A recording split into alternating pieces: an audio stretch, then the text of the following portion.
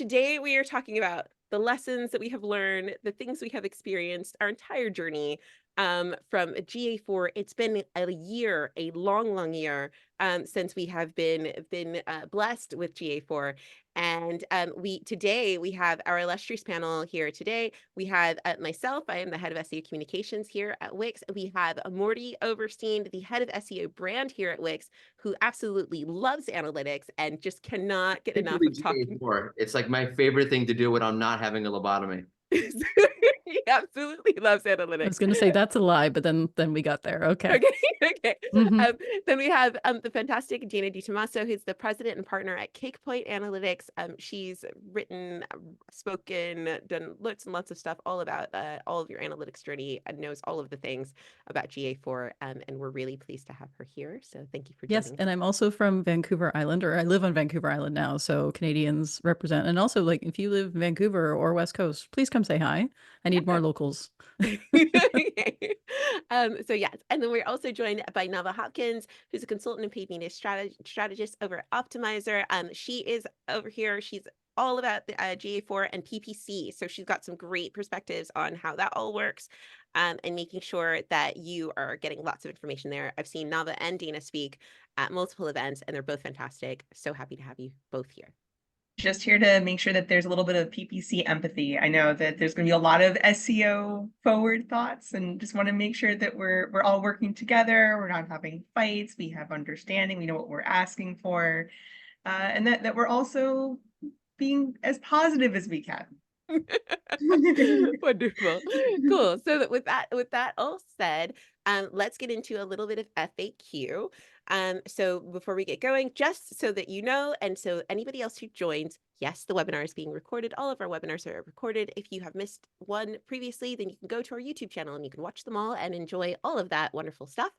And we will also send you the YouTube link with the recording when it's uploaded, which should be later this week, and it will be sent to you via email with the decks, or sorry, with the information. It's a kind of a not deck this time. And then we're also have a Q&A panel at the bottom of the screen where you can ask questions. We will answer as many as we possibly can in the chat now, and we will also curate the themes and try to answer some questions at the end as well. And those of you who submitted your Ask the Expert questions before the webinar, thank you so much for that. We are having a look through those. We've pulled out some of the key points and tried to address those in the session today. So thank you so much for that. If you are interested in future webinars, we will be running another one in July, and we will be running more every month. So go to wix.com/SEO/learn/webinars, lots of slashes, and you can find all of our webinars. So do check that out. So we've done our introductions, and we're now going to get into a quick super quick overview. For those of you who have joined us, if you're interested in other things other than analytics specifically, if you're interested in SEO generally, please visit the SEO Learning Hub, and we have lots of information there. But today we're talking about Google Analytics, and just a super quick overview of where we are with that. A long time ago, when I started as a marketer, there was something called UA, Universal Analytics, and it was, it wasn't perfect, but it worked. And most people got the hang of it, and you could go in and you could browse and you could look around. And then in 2019, Google announced something called Google Analytics 4, because UA was actually Google Analytics 3. And they said that they launched it, and everyone went, that's nice, but nobody really paid much attention to it. Then in 2013, they said, that thing that we launched, it's now going to become mandatory. And in fact, we're deprecating Universal Analytics. And so now we have GA4, and that is where we are now. So in between then and now, they've told us that not only is GA4 or not only is Universal Analytics deprecated, but your data is about to disappear too. And in between all of these key events, lots of other things have happened. And so I'd like to open it up to the panel and just ask, how is everybody doing? How was this transition for everyone here? I don't know if Google hates Canada or something, but I don't know why Canada Day keeps being the deprecation date for things. Like, I spent last year Canada Day dealing with last minute panicked emails, and then this Canada Day, I'm going to be dealing with last minute, oh, I forgot to download my UA information. So I'm going to say too, and we'll probably address this more as we get into this, if you have not yet downloaded your Universal Analytics information, please do it like immediately. Don't wait for the During this last minute because webinar. things going to happen during this webinar. Actually, I'm going to drop a link in the chat right now Yeah. to a tool I've made in Looker Studio that will help you download your UA information. So I'm going to go dig that up and post it. Just don't leave it to the last minute, please. I know everyone's going to be on vacation, probably, depending on where you're in the world, there's a lot of holidays happening in the next couple of weeks. So just take the time today, right now, to download it. Thank you. And I think the thing that's important about that is that you might not need it just now. You might not need it just now, but it's really, really useful to just have a copy of that file. Should you need to see more of that information. A lot of people have had Google Analytics running in the background for a long time. So there's lots of really interesting data that you can get from that. So it's definitely worth downloading it. So there's a really good question that I want to get to, but just I want to speak to this piece about how are we doing. So in the PPC world, when it came to GA4, we have a bit of a mixed relationship because a whole bunch of us did the thing. We set up our GA4 properties, but then Google decided that they wanted to create whole separate other GA4 properties and merge those with the domains, I mean, this applied to everybody. But then they decided they wanted to be extra helpful and create conversion events in our Google Ads accounts that were primary conversion actions. There was this whole period where people had to remove a whole lot of conversion data because of duplicate conversion events that was well-intentioned. So I think right now we're on the Merry Brick Road, or the golden road to Oz, using Crystal's great theme from MozCon of great intentions, weird execution. The question though about why do we need this data? This is another thing with Google Ads that's actually very important, because we have decreased insights into our conversion data, and our look back windows have kind of gotten a little bit wonky.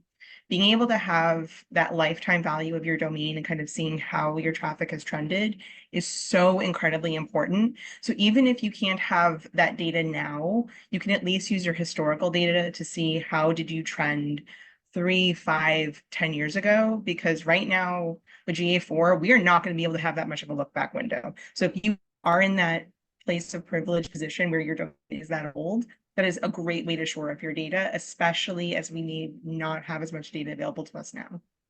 And I think that given the timeline of where we are, like 2024, the last 2-3 years have been kind of weird for analytics, because of COVID and because of things opening and things closing, and new things like click and collect becoming more common, or click and collect at the curb, or whatever it is. And I think that having some of that data, being able to benchmark it against times when it was more more standard operating hours, more standard footfall, is something that's going to be really, really useful. I had a client who they sponsored like a fun run or something. And basically during COVID, obviously they didn't sponsor the fun run. It just wasn't, there was no fun, there was no running. They're like not for them.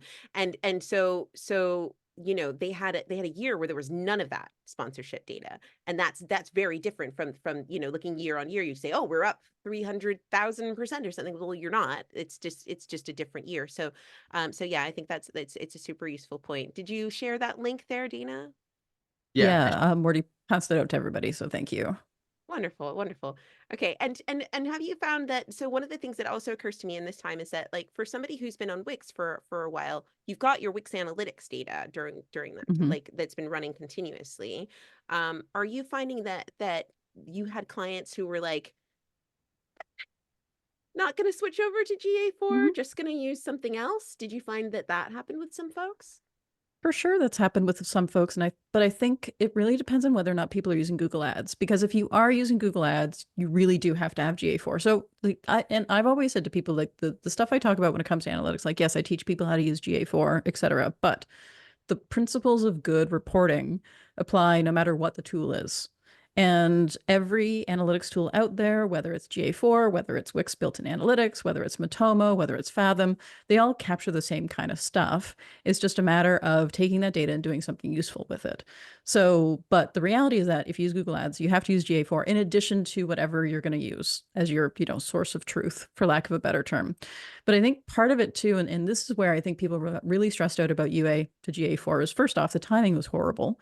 you know, people had this like global pandemic thing that we were recovering from. And like, there's like this collective global PTSD from that. And then in addition to that, it's like, hey, by the way, learn this brand new tool. But I also think what happened is because people had time to compare UA and GA4 side by side, and I'm sure you've seen this with your Wix analytics as well, is people will say, but this is, you know, I see this data in GA4 and I see this in Wix, or I see this data in GA4 and I see this in UA, well, which is true. They're both true. And this is the problem with analytics, right? Is that multiple things can be true at the same time, depending upon how the analytics tool interprets data. And I think that's one of the major struggles, that UA kind of hid that because it was the thing that everybody used. It was the source of truth. And then as you look at something else, you're like, oh, this silly other tool, it must not be totally correct. And UA was regarded as like the Bible when it came to analytics. But then you get into GA4, which is just like, there's all these different things to look at. Where are my reports gone? Why is this broken? And it's not broken per se, it's just measuring things in a different sort of way. Different. Yeah. And I think that that's the big thing where people were like, well, I don't like this and I don't like change. And so screw GA4. And then and then in the SEO community, I think a lot of people were really mad. I mean, I don't know, as I'm not as plugged into the PPC community, like how did people feel on the PPC side of things So, when the switch was announced? so it's actually really funny. We at Optimizer compare our rule engine to GA4 a lot because it's a blank canvas. So everyone initially was very frustrated, very stressed out, very like, what do I do? But those who are able to persevere and actually identify, okay, here's the exact use cases I need. What are the questions I actually want to ask my data? What are the questions that are actually useful to me? Saw it as kind of this freeing opportunity to do some spring cleaning with data. There's a lot of KPIs on the PPC side that are vanity metrics, and they're lovely and like they're nice to fill out reports, but they're not actually really critically important. And I think one of the things that I would expect to see, especially as Google and other ad networks are following this, are focusing on profit or POAS reporting, is seeing how well can you connect your GA4 to all of your other e-commerce integrations, but then also shoring up any CRM integrations. The other thing that's actually very interesting is that PPC professionals, and I caveat, I am not speaking for every single PPC professional. I am sure there will be other PPC professionals that think I am full of it. But with that disclaimer out of the way, most PPC professionals will have GA4 and kind of traditional Google Ads tagging running simultaneously because they want to be able to have those enhanced conversions and that trusted tag that they know concretely with the reporting. And then GA4 is kind of a way to communicate between your PPC arm and your organic arm and your email arm and fill in every other marketing channel arm. So it's really more about, we want to make sure that we're speaking the same language so that when the client sees the results, it's not two completely different answers. Mm-hmm. And I think that data clarity and data consistency is something that, you know, I think it might have been a little painful, maybe ripping off the Band-Aid, but it's I think that's worth doing regardless as to what platform we're on. So yeah, great points, great points. So we've discussed how it went. Let's discuss how it's going, right? So in our questions from the audience, we had a lot of questions about setting up. If you're joining us and you have not set up GA4 on Wix, lucky you. We have a very easy to use, very straightforward setup process. It's really just a few steps. You go and get your code, you add your code into the little box, and then you're connected to GA4. It's pretty straightforward. We built this with Google for your analytics enjoyment. If you are, and both of you have worked with folks, data space when I said analytics enjoyment. Is it? Right? So I had a lot of questions from folks about the setting up process, and I think, you know, y'all both talked a little bit about data and keeping data together. So what are your tips for setting up? What makes a smooth setup? What are some of the things that people should avoid when they're setting up GA4? Yeah, I typically recommend that people actually set up 2 GA4s. So depending upon how you're running GA4, the tool you use may not be able to do this. So for example, if you're using like that Wix setup where you just put in the ID directly, you may not be able to enter in multiple IDs. But if you're using a tool like Google Tag Manager, for example, you can have more than one GA4 running at the same time. And the reason why I recommend setting up 2 GA4s is that you have one, I actually have 3 running on my website. We have our main production live GA4, which is where the good stuff goes. And then we have one called literally Dana's Testing Ground, and that's where I try stuff out before it gets promoted to the main. And then I have a third one, which is just our development and testing site. So I think it's really important to make sure that you're not polluting your main GA4 with stuff when you're just trying things out. And I do, oh, did we lose Crystal? I think you might have lost her. Okay. Oh no. Okay, well, I'll just keep going then. Hopefully she'll be able to reconnect. But what I was going to say is that it's really important to test things out first before you go ahead and push things to, production to live, because it's really difficult to remove stuff out of GA4 once it's in there. It is possible to delete data. It's easier to use than it was in UA, but it's not great. You can't delete just this one thing or just that one thing. It's not as surgical as that. So I would strongly recommend having a testing ground. And even if it's, for example, you have a site on Wix, you set up a second site on Wix that you use to try stuff out on, and then you add your test GA4 to that. I strongly recommend doing that sort of thing. And it does not hurt your site to have more than one GA4 running on it. The speed difference is very tiny. It's not going to cause any sort of speed hit with regards to Google's Core Web Vitals, if you're familiar with those speed tools. So yeah, just have a GA4 that you can play around with, I think, is one of the biggest things. Is that, I just wanted to piggyback off that point, because that's something I loved universal analytics, and I don't love analytics. I'm not an analytics like maven. Yeah. Really like universal analytics. And I really found that GA4 to really be a struggle initially. I still find it to be a struggle. One of the things that kind of helped me is like, I'm just going to spend an hour. I'm just going to mess around. I'm going to see what's in there. Is that really, there was nothing else to do back then because it was completely new and that's the only way to go about it. You still recommend that to be a way for people to kind of get their, dip their toe into the analytics pool? Is it at this point, because we're a year into this, does it make more sense to just go through like something like one of your courses or something like that in order to get more familiar with GA4? I'm always going to say, yes, please take one of my courses, but yeah, I would say definitely like playing around with, and playing around with is actually a component of my courses too. I actually have a thing about setting up your own GA4 and setting up your own website and playing around with it there, because I think that that's a really critical part of learning analytics. I think that what people get really hung up on when it comes to analytics is this idea of like, I don't want to break anything. I don't want to click on these things. I don't want to click on that things. I'm worried I'm going to break something. And I actually used to teach, there's an organization in Canada called Ladies Learning Code, and I used to teach workshops in there. And it really was an age level sort of situation. Like if someone was older, and like I'm turning 50 this year, I count myself in that older group.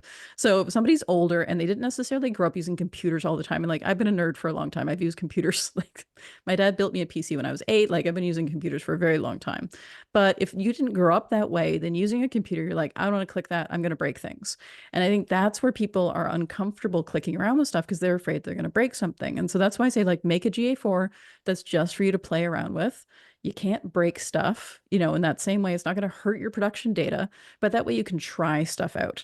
And I think that that's a really important way to approach GA4 is just like having somewhere where you can have your own playground and try stuff out. Yeah. And oh, sorry, go ahead. No. Well, I just want to give a shout out. GA4 actually has a setup assistant. And I know that for an experienced, established GA4 technical person, it's honestly nonsense. But for someone who has no experience whatsoever and is just looking to kind of get some ideas of what sort of questions to ask, how to format information, what kind of events should be normal events versus key events. Dana and I had a little bit of a discussion about that before the webinar started. That's a really powerful way to begin. And then the other thing that I strongly, strongly recommend is building in setup time where even once you have it set up and you're ready to go, that your conversion data is suspect. Pretty much every ad platform will have some ability to communicate that conversions weren't quite right. And even if you don't want to take advantage of that, you can still use things that are called secondary conversions to use your free GA4 events. And when you're sure that they're correct, then you can switch them over to primary and let those track. But there are a lot of kind of guardrails, safety nets, whatever metaphor you want to use, to enable you to have that safety. But I could not agree with you more, Dana. Just get in and play with the kind of task what questions do I want my data to answer for me? Because if you start from there, it's actually a lot, much easier than UA, because you're asking questions of data. You're saying, okay, what things do I want to know versus how do I configure the existing reports to meet those needs? Yeah, and I Yeah. think approaching your reporting too with like a Jeopardy state of mind, like I always say to people, it's not, what are my sessions by channel, for example? That's not what I want to know. It's you're phrasing it in the form of a question. So, which channel is driving the most, key events / conversions for me right now? And I say key events because I want to be precise in terms of the terminology GA4 uses, but let's all have a moment here and realize that like people are not going to start calling it key event rate optimization.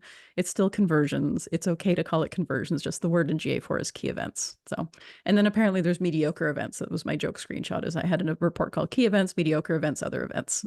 So, yeah. Oh, I think I'm on the wrong slide. Okay, there we go. Got it. There we go. So, Okay. so that was reporting. When we think about the other thing, or sorry, so that was setting up.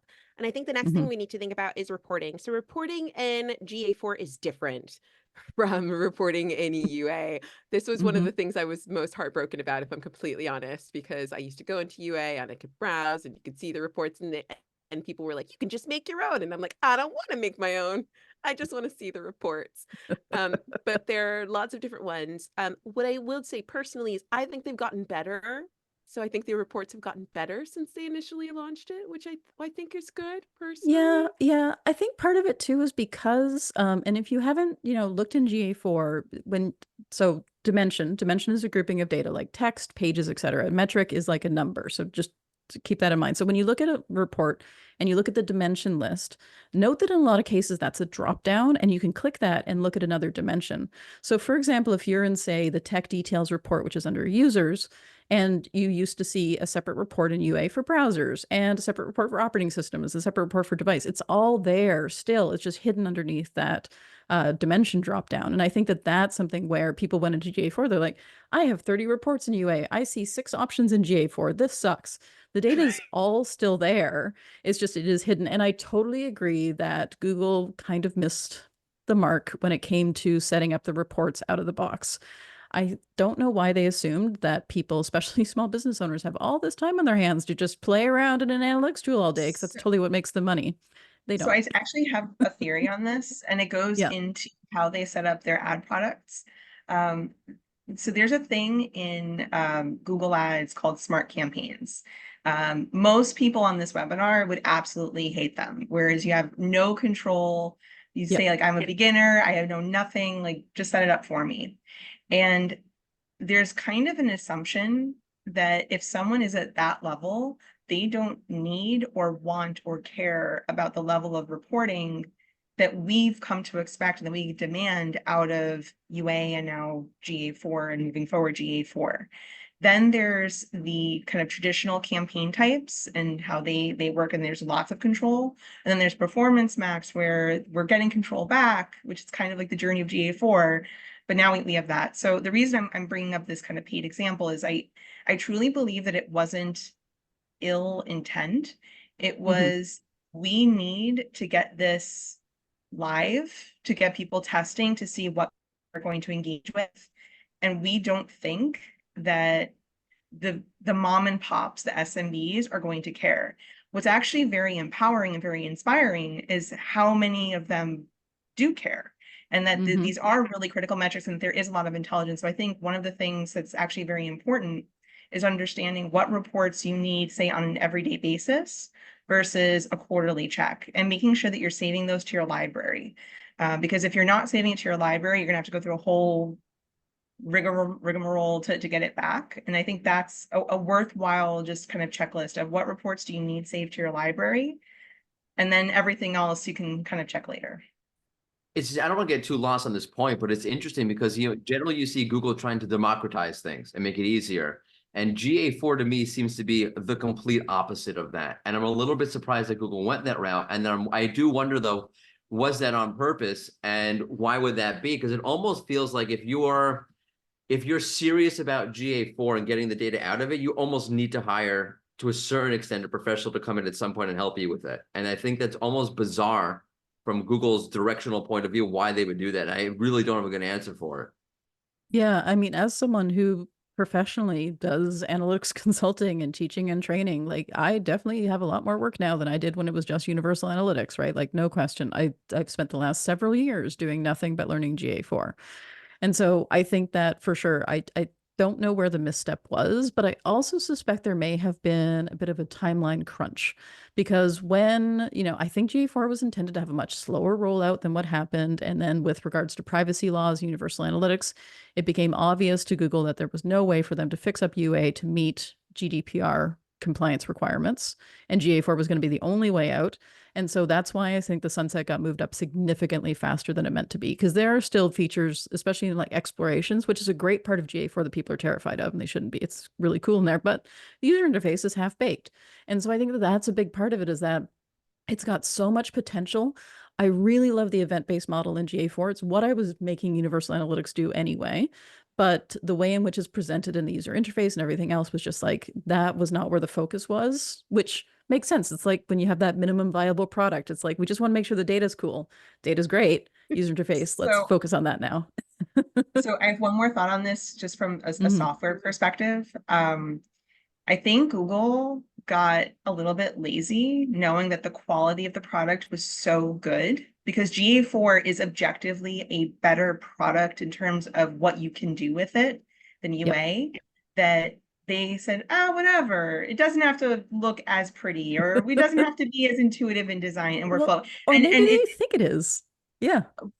but what's really interesting is that the more constructive feedback that has come out and saying this exactly would help me achieve more with GA4 and this would help me do more with GA4, the more those fixes have come into play. So for example, we were talking about events and key events. For a really long time, you just had events and that was it. And it was terrible. That was a bad time. Like all of us on the paid side were miserable. Like we effectively had to just turn off GA4 reporting because everyone was importing literally every event, including page scroll, and it was bad.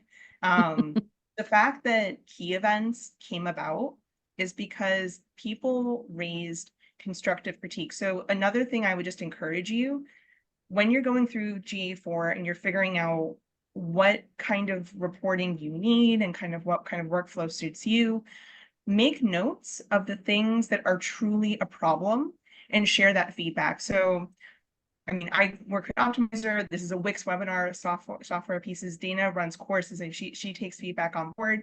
Every single person that puts out a product or service is going to be interested in customer feedback.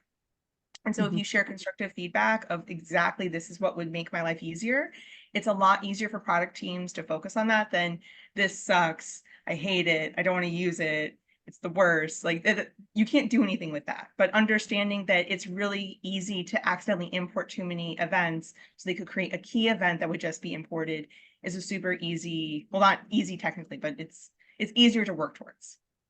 So I think the next question on that, and like great points entirely. Everybody go and tell Google what you think. I'm sure they'll love to hear from you. Nicely. So the next one. So in terms of people were asking, like, what are we tracking? We mentioned some of the key events. Morty, if you can go to the next slide for me, please. Thank you. Sorry. You mentioned some of the key events. Are there things that you're tracking now that you're not tracking? One of the big things for me that's taken time to adjust is like screen views, because before we had like page views, and now with Google, like GA4, they're like screens, like which screen you're looking at. Let me explain that actually. So screen views only apply if you're using it for an app. Screen view is meaningless if you're using a web stream. So when you go into GA4 and you click on admin and then you click on data streams and you have the option for a web stream or an iOS stream or an Android stream, if you're only using it for website and not using it for an app, screen doesn't matter. That is an app only designation. So just really keep that in mind. And again, this is another thing with GA4 is they were like, everybody has an app. No, everybody does not have an app. It's the same thing how every report has revenue on it by default. Why? Apparently every site, according to the Google gods, is like has revenue on it. It'd be nice, but that's not true. And so I think that there are some decisions made based on where GA4 came from, which originally GA4 was an app measurement product. That was its original incarnation. So there's some archives of that left over and names like screen name. And so that's why you're going to see that in there, but it's meaningless when it comes to web streams. I will tell people that. Pay no attention to it, ignore it. Okay, so that's something. So don't look at those ones. Are there particular events that y'all are tracking over on the PPC side that are unique in GA4? Well, I mean, obviously there's purchase, sign up, revenue. But one thing I actually want to call out about GA4 is that there's some really creative events that you can do. So we actually will track the individual clicks in software and usages of different parts of our software with GA4 in combination with Clarity. And what's nice about that is that we compare the behavioral analytics against the actual actions taken. But in terms of PPC, it really does just come down to, did they fill out the form? Did they call you? Did they buy the thing? I will say that e-commerce tracking and that e-commerce revenue tracking is not as fun to set up. Not that it was ever fun, but not as fun to set up within GA4. And a big part of that is consent. So especially if you're selling internationally, you have to be really careful which countries you either opt in or opt out for Google Signals to kind of shore up that data. So just be very careful there.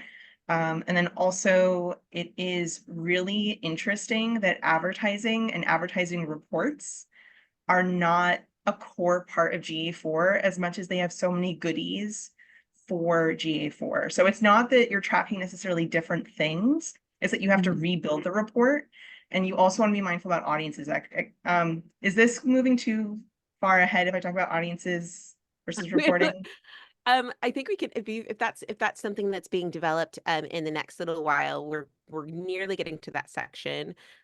So I think we can potentially look at that. I'll hold audiences then for audiences, but because that's one of the really exciting things on the PPC side. But I have some caveats for that in terms of size.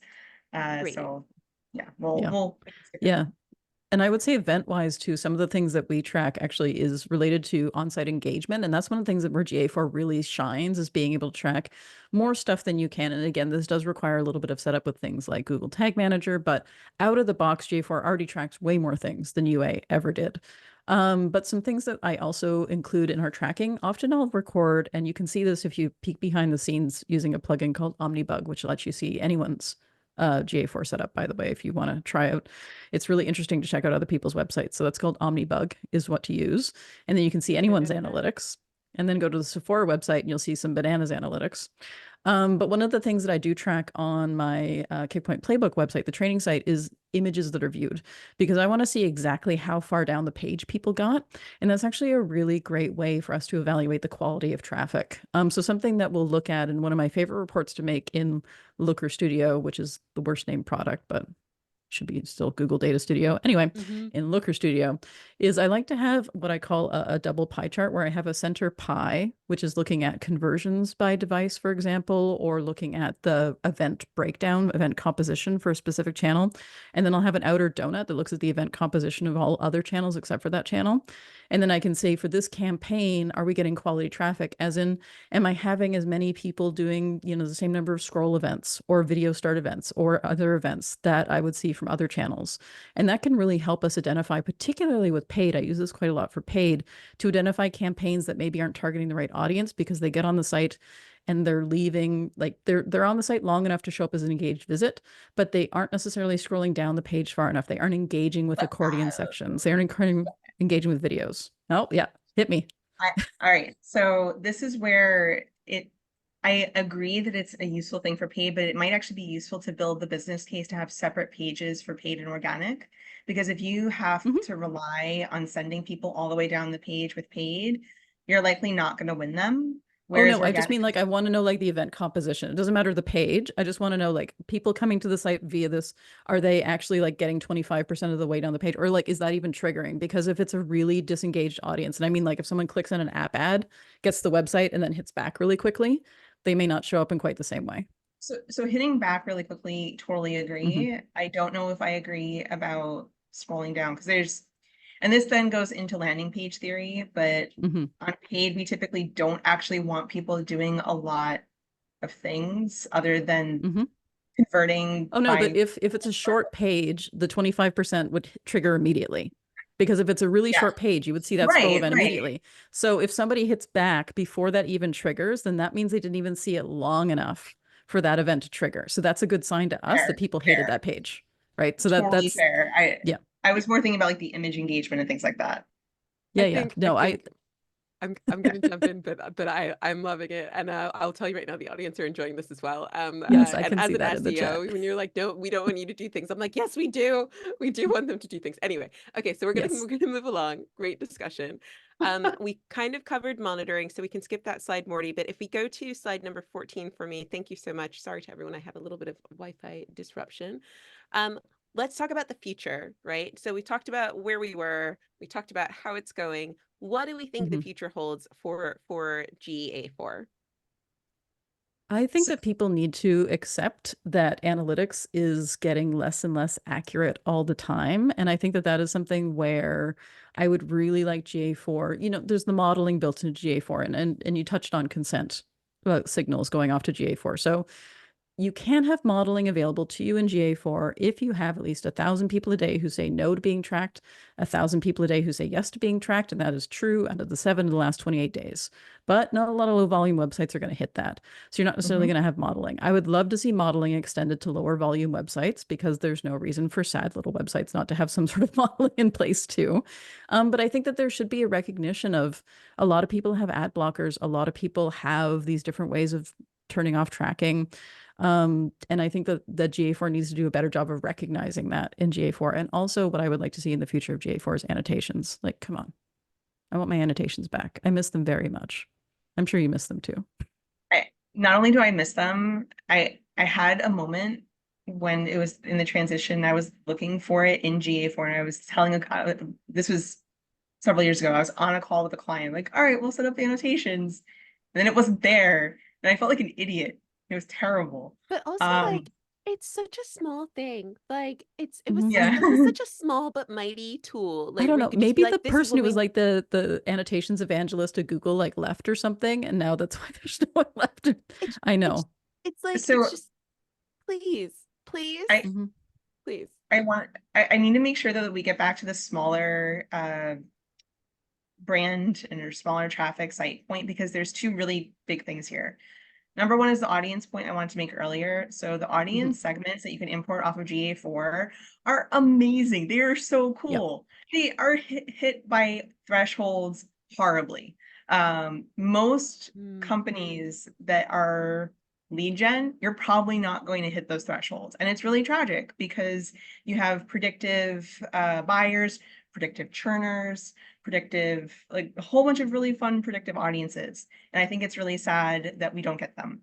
The other thing to keep an eye out for, so at Google Marketing Live this year, Google made actually a very powerful move by reducing the number of people needed for a seed audience for demand gen, which is top of funnel advertising, think display, think YouTube, think Discover, visual content, very social oriented, where it dropped the seed list from 1,000 to 100 people. So it made it much more accessible to use as a seed audience. I would not be surprised if that discussion opens up, particularly as Google is in hot water sentiment wise with a whole bunch of other conversations that are kind of off topic for GA4. But that might be a path forward where the precedent was set with demand gen that the seed audiences could be 100. Why can't we have that with 1,000 for those thresholds for modeling? I also think it's kind of interesting that Meta is now starting to have those integrations with GA4, but no one is seeing them yet. So Meta reported that they integrated and did a small test with GA4 to actually shore up conversions, that GA4 filled in those conversions that happen on Meta. But at the same time, I don't know why Meta would choose GA4 because a lot of people have dislike for GA4. I don't know why Google wouldn't say that this is happening because that's actually a very great, powerful use case for GA4. So I'm actually really curious. Have you heard anything, or have your clients, do they do anything with Meta, and would this move the needle for them at all? We haven't done anything yet because none of our clients are in the special beta for the Meta ads. But yeah, it's something for sure that we're going to be using. We do have some clients who use the Salesforce import for GA4, and that's been fantastic. So there is a data import option if you use a CRM where you can actually import. So for example, let's say you don't sell online, someone fills out a form and then you sell them later, and then you make money off of that. You can actually import that into GA4 by capturing some key pieces of data when that form is filled out. And this is automatic now for Salesforce with a bunch of intermediary steps to hook everything up. But you can do this with any CRM at all. It doesn't have to be Salesforce or anything. You could use this with HubSpot. You can use this with like a spreadsheet. It really doesn't matter. And so this is the same principles with like any data connection. I think that that's one of the cool things in GA4. But again, have a test GA4, import it to the test GA4 before you import it to the live GA4, because once it's in there, that's it. But yeah, I am excited about the meta integration. I agree that I don't know why Google doesn't seem as excited about the meta integration as Meta seems excited about the meta integration.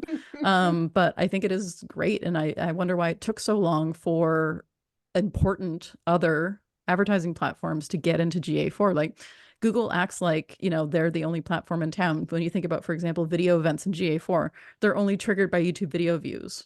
There are other video platforms that exist in the world, Google, FYI. So it's, the same thing. Like there's other advertising platforms that exist in the world. I don't think Microsoft Ads is going to make it into GA4 anytime soon. I'm pretty sure that those two are still fighting, but I'm excited that Meta Ads is going to make it in. Well, so it's interesting with reporting, you can see that ads or that traffic happened from Microsoft Ads, but it's not like GA4 is going to shore up the data. So why I think it's so interesting is that it's very much driven by the iOS privacy piece, because anytime iOS makes any change, Meta just falls on its sword and removes all the tracking. Microsoft doesn't do that. Microsoft is very much in bed with, we're going to make ourselves as compliant and user-friendly with Google as we can with their UET tag. But I agree with you. It is very odd on the video side. So TikTok, for example, Google put out so much TikTok market stealing tools during GML. I can never see them integrating the TikTok because they very much want to eat their lunch, especially now that they got banned in the US. But Meta, on the other hand, it's kind of an interesting conversation. Well, probably because Google's like, oh, we tried social networks. Remember Google Wave? Like they're like, never mind, we're not doing that again. I was big on Google Plus.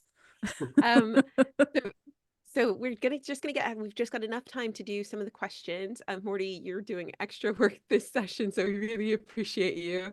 But we got a couple more bits before we get to the questions.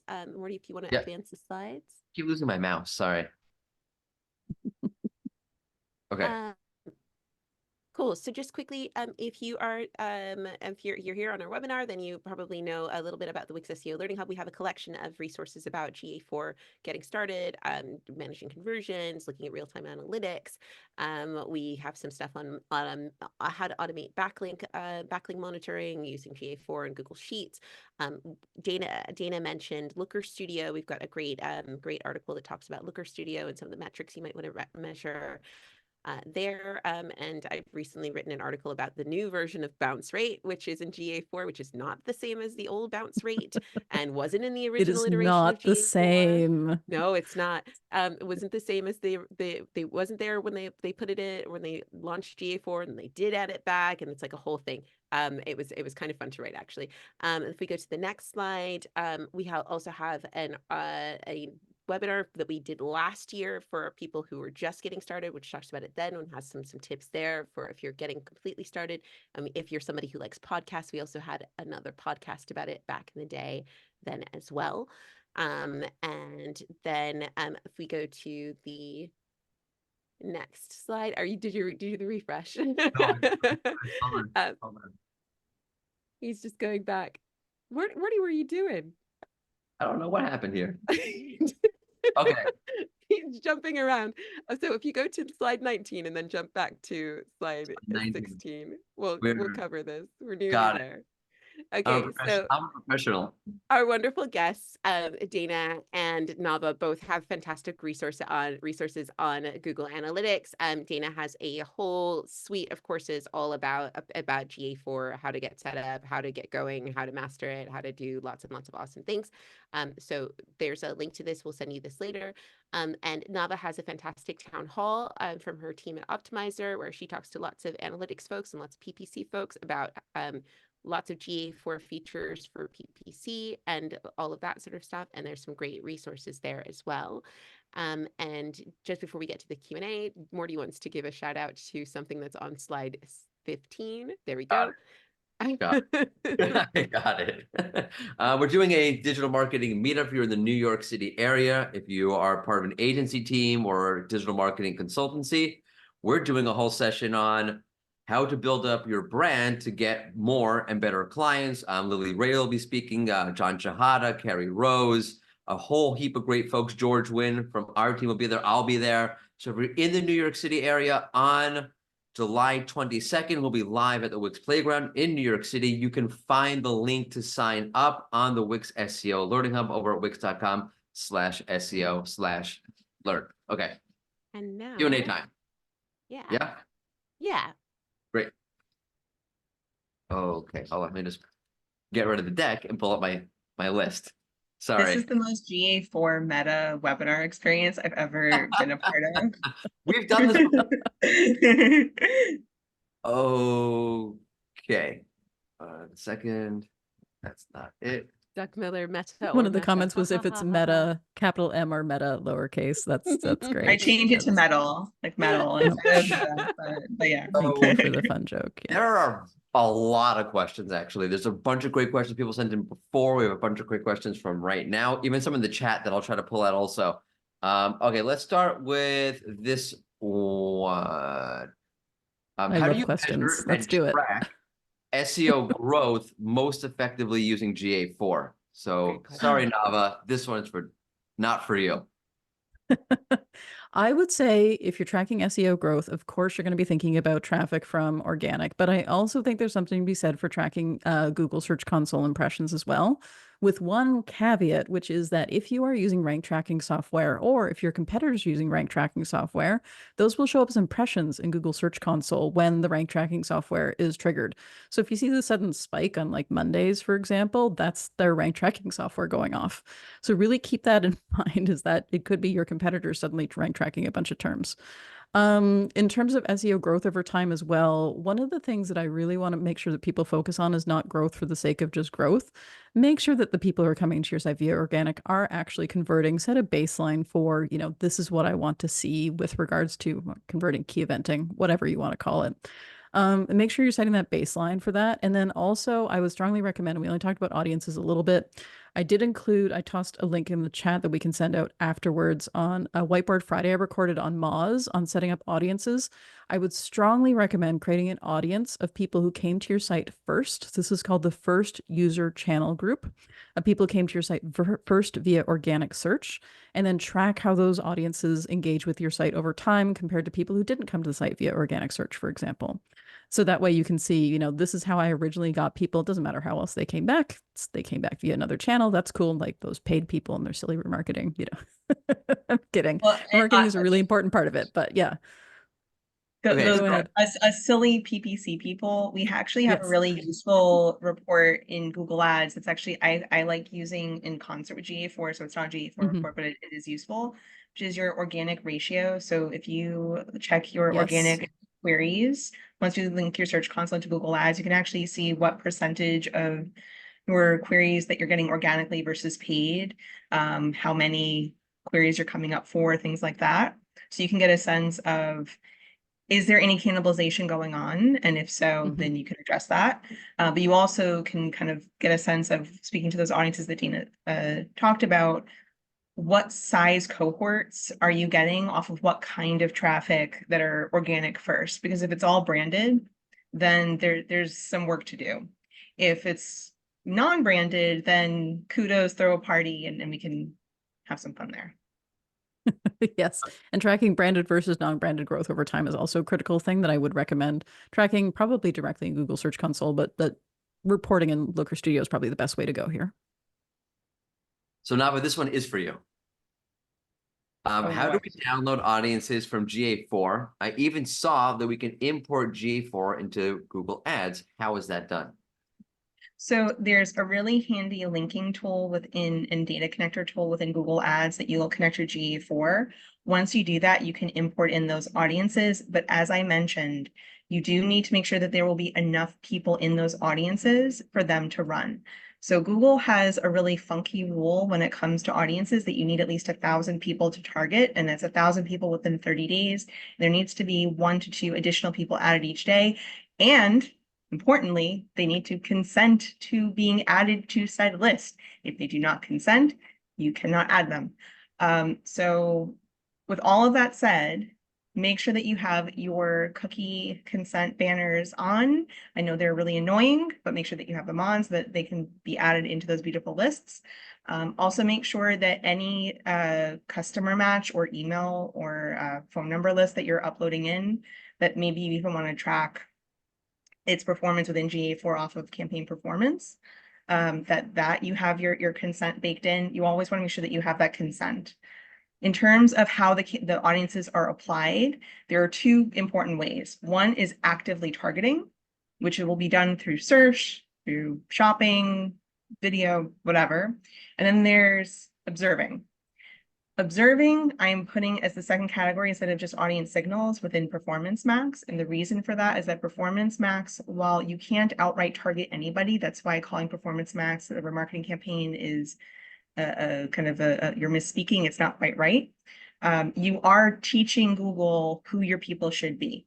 So you want to make sure that you are using those audience signals, but that you're not relying on it purely for retargeting. So if you want to retarget, make a standalone campaign. If you want to kind of see how your audiences are performing, you want to kind of get that added boost, then Performance Max and observation on any of the standalone campaigns is fine. Okay, so this one was a question from the Q&A that I pulled out, and I'm sorry, I don't remember the exact question, but it was, are there different guidelines for different types of sites when using GA4? I think they meant like, say, an e-com site versus, let's say, a blog. What are some recommendations that you have for setting up GA4 for different types of sites? Yeah, I would say recommendation wise, it's really consider there's 3 things that we think about when we're deciding how we're going to set up an analytics. There's really 3 things you should consider in any measurement strategy, which is, how are we going to know if people did the thing that we wanted them to do? How are we going to track that? And then how are we going to know if they didn't do the thing that we wanted them to do and what prevented them from doing that? And I think that's also a really critical part of measurement configuration that doesn't get addressed a lot, which is why I personally set up a lot of visibility triggers. So, let's make sure that people can see the button to do the thing. If they can't see the button to do the thing, they can't do the thing.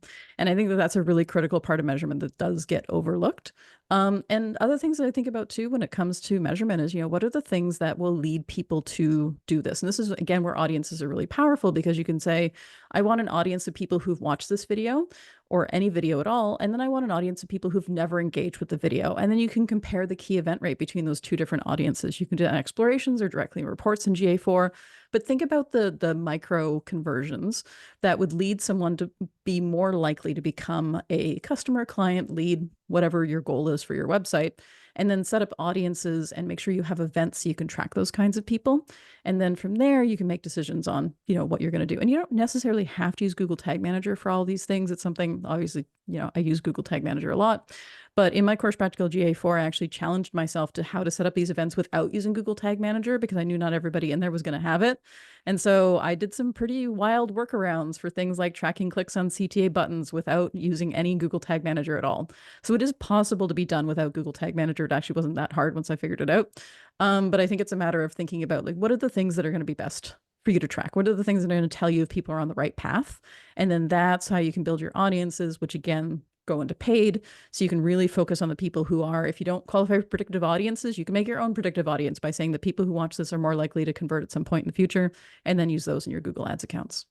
I only have one thing to add, because that was really comprehensive. Make sure you own your analytics account. Do not allow someone to set it up without transferring admin access over to you.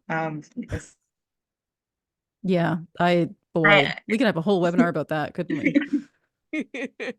I've been doing this for I've been doing this for 24 years now. This is my 24th year working in the field.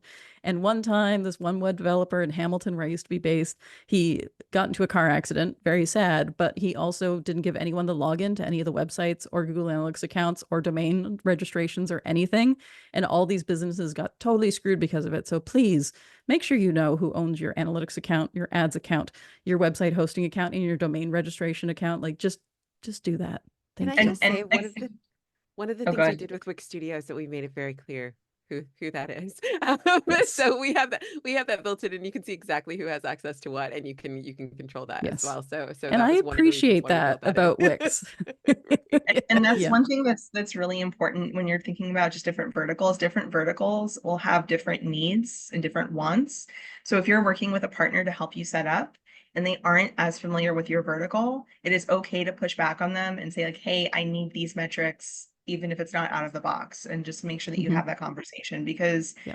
once someone has set up your GA4, unless you're comfortable paying them to do more work, or unless you're okay kind of getting in and figuring it out, it's set up, like it's going to be pretty configured.